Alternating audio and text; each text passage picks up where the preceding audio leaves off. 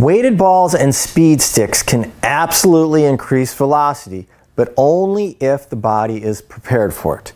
Too many coaches skip the foundational work and jump straight into overload and underload training. That's where things go wrong. Today I'm breaking down what coaches consistently miss when it comes to velocity development.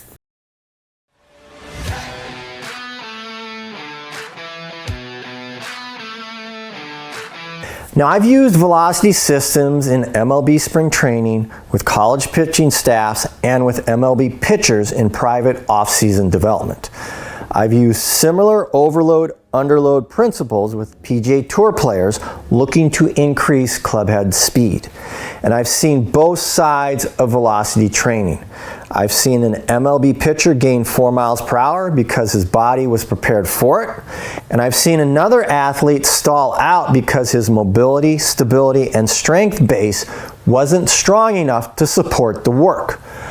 Velocity training only works when the athlete has the physical capacity to handle it. Mobility, stability, and strength must come first. The biggest mistake coaches make with weighted implements is simple. They skip the foundation. They don't assess hip internal and external rotation. They don't assess posterior shoulder strength. They don't check LPH stability or core control. They don't know if the athlete can decelerate properly, and they don't have a strength baseline to support the speed they want to create. Then they hand the athlete an overload ball or a speed stick and hope for the best.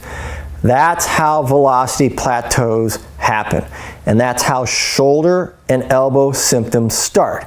You cannot layer velocity on top of dysfunction. Before you add overload and underload implements, the athlete must have adequate joint mobility, especially hip internal and external rotation, segmental stability, LPHC control, and scapular stability. Strengthen the tissues that absorb force, posterior shoulder, forearm, glutes, and hamstrings. And deceleration capacity, the ability to brake safely and efficiently. Clean foundational movement patterns, no early rotation, no upper body dominance. This is the physical capacity that supports the velocity development. If the body can't handle the forces created by velocity training, the athlete will compensate, and that compensation always reduces performance. Now, I worked with an MLB pitcher who couldn't hold hip internal rotation on his lead leg. His pelvis would stop rotating early, and the arm had to take over. Once we fixed hip internal rotation and built lead leg strength, the pelvis accelerated more efficiently and velocity increased. I had a PGA Tour player who spent months chasing clubhead speed without success. The missing link wasn't power, it was sequencing. Once we corrected mobility and refined his rotational timing, clubhead speed increased almost immediately. On the other hand, I've seen a college pitcher start an overload program without the physical foundation. Within weeks, he developed elbow symptoms not because of the ball weight, because his shoulder and trunk weren't strong enough to support the forces. And I've worked with junior athletes whose posterior shoulder weakness caused the arm to spiral out of sequence the moment underloaded balls increased speed. The lesson is the same every time. Velocity training isn't about the tool, it's about the athlete behind the tool.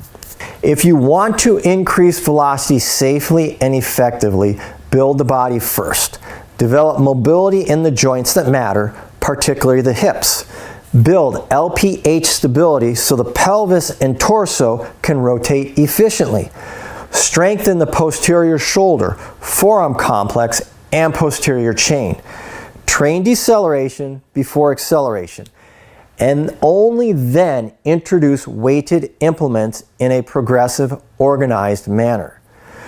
Weighted balls and speed sticks are powerful tools, but they do not replace mobility, stability, or strength.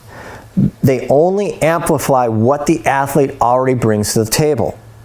Velocity training isn't about the ball, it's about the athlete. If you want sustainable velocity, you have to build it on a strong physical foundation. Mobility, stability, strength, sequencing, and deceleration, those come first. Weighted implements simply unlock the speed that the body is already capable of producing.